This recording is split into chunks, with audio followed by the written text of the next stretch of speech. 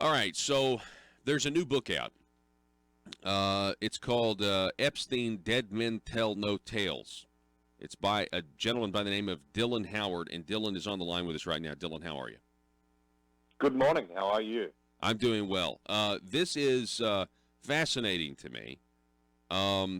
You are, first of all, you're the Vice President and Chief Content Officer at American Media Inc., where you oversee U.S. Weekly and OK, In Touch, RadarOnline.com.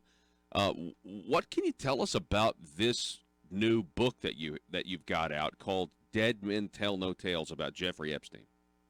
Well, essentially, the revelation as part of this book is a remarkable story, and one which, on the very surface, many people will discount. But when you piece together the puzzle, it is abundantly clear who Jeffrey Epstein was.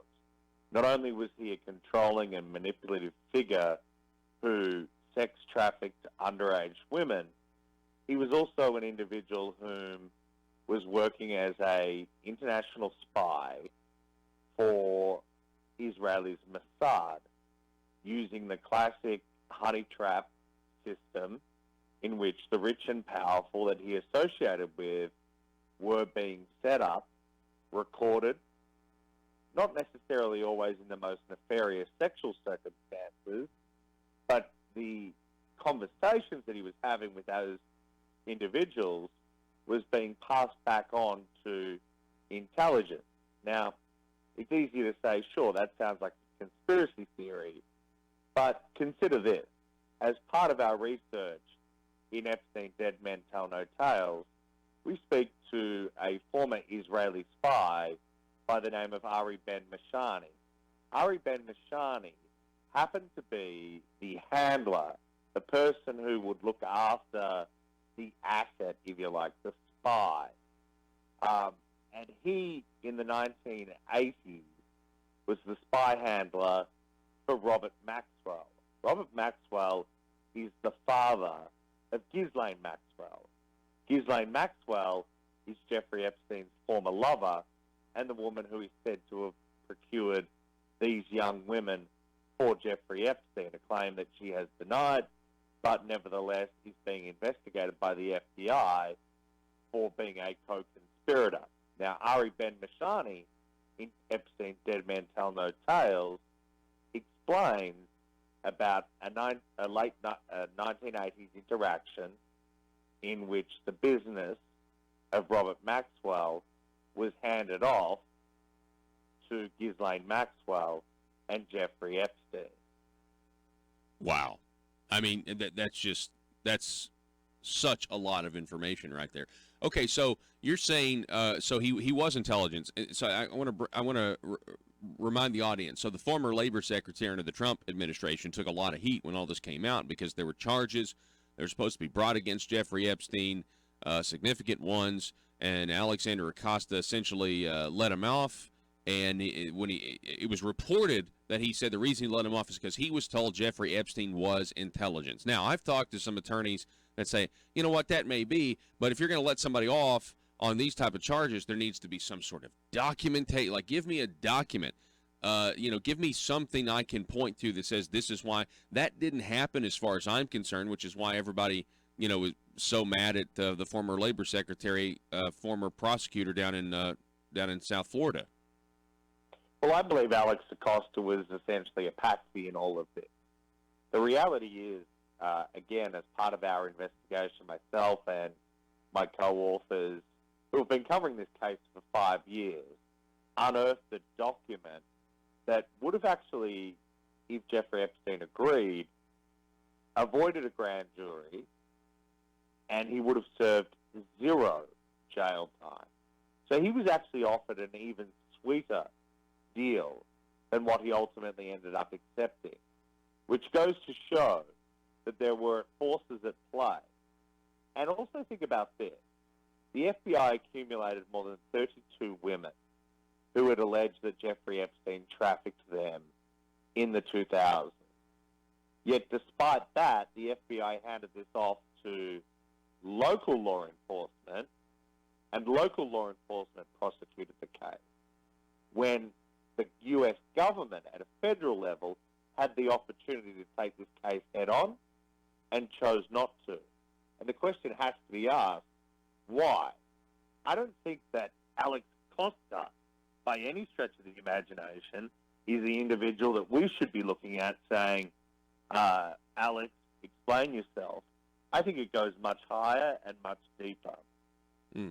Yeah, no, I think I agree with that for sure. It's just incredible. I mean, what do you do if you're in his situation? You know, I was told he was intelligent, so let him go. I mean, you know, you're gonna. I think most people are gonna be like, okay, I'm gonna let this guy go. Exactly. I mean, it would be not to say that it was a good thing to do. It wasn't, but I mean, if he's as connected as what you're saying, and well, let's just get right to it. You think he killed himself? Well, I do think he killed himself. Okay. But I think the circumstances under which he did kill himself are very questionable. Nobody in law enforcement would allow somebody who tried to commit suicide 2 weeks earlier back into regular prison population. It just doesn't happen. They're put into solitary confinement, and they're not given the means or mechanism by which to kill themselves. Instead, Jeffrey Epstein was. So I believe that there is something nefarious behind his death. I believe that he was given the opportunity to kill himself, which he did. And I believe that, again, we've merely scratched the surface about what took place behind the scenes. I think you'll find in 2020, as the House Democrats have requested documents related to his suicide and related to the sweetheart deal, that the unraveling of the Epstein conspiracy is going to become one of the biggest stories of the year. And those that it implicates, I believe, will be at the very highest level of U.S. government. So you mentioned Ghislaine Maxwell. So shortly after, I think it was shortly after the death of Jeffrey Epstein, she's spotted at a burger joint reading a book called The Book of Honor, The Secret Lives and Deaths of CIA Operatives. Did you see that photo? And I thought that photo was more of a message than anything. Well, it was, but also it was a photo that wasn't real. It was doctored. The billboard in the background was outdated. The book itself was seemingly a jibe or a jab at authorities. And that is the great where's Waldo type question at the moment. Where is Ghislaine Maxwell? Well, last week it was reported that the FBI wants to talk to her. Well, that's no secret. But if Ghislaine Maxwell was operating for Israeli intelligence, it would be a fair bet to assume that she's being protected somewhere under a witness protection program, out of harm's way, because she essentially is the custodian of the Epstein blackmail files. She knows everything that Jeffrey Epstein knew. And if she was working for Israeli intelligence, she now is obviously prime target 101 for federal authorities here in the U.S., but also around the world. Think about Prince Andrew and England. Prince Andrew is up to his neck in this, and I'm sure, from what I understand, that British intelligence are very concerned about the information that Maxwell and Epstein accumulated on Prince Andrew. So they too have a vested interest in trying to find Ghislaine Maxwell, protecting her to ensure that the crown is also protected. Wow. Okay, so here's my next question. We're talking with Dylan Hauer. He's the author of this book, Epstein, Dead Men Tell No Tales. So if Epstein was an intelligent or working for intelligence, and he's got all of this stuff, he's got his island that's very, very weird and creepy. He's a sex trafficker. He's doing these honey traps, if you will. How many? I mean, you look at these flight logs, Dylan, and America specifically has had for a long time such a disconnect with our politicians and our government. We don't understand so many times why a politician will say one thing on the campaign trail, but they won't actually act on it once they get into power. They won't try to reform the corruption. Is it? I mean, how many of our elected officials over the years have been being blackmailed? That seems to be what you're saying here. Well, the reality is Jeffrey Epstein spent a lot of time with a lot of powerful people. And I'm not suggesting by any stretch of the imagination that people like Bill Clinton, Bill Richardson, others that have been linked to him were involved in nefarious sexual activities. But I can assure you one thing.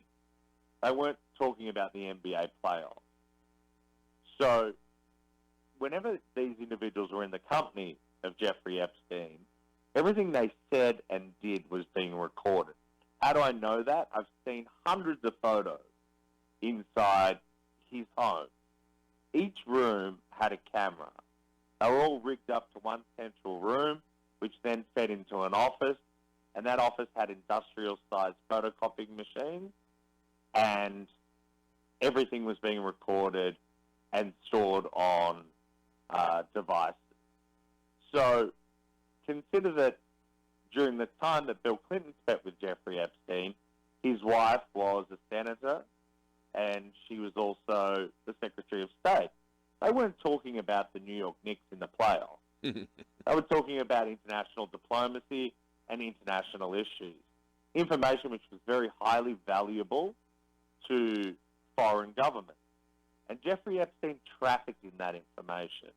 So the amount of people that were compromised by their association with this heinous character is significant. What he passed on, we don't know. Now, under Freedom of Information laws, when someone dies, the FBI seemingly has to turn over their entire case file into someone's death. The FBI has not.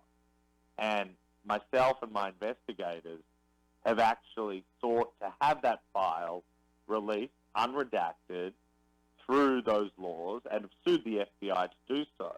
The FBI has so far delivered a cache of documents that is heavily redacted, almost oppressively redacted, that prevents the information about these types of questions that you're asking from being released, which again, to me, points to the very fact that there is more to this story, and answers have been in short supply and remain in short supply to this very moment.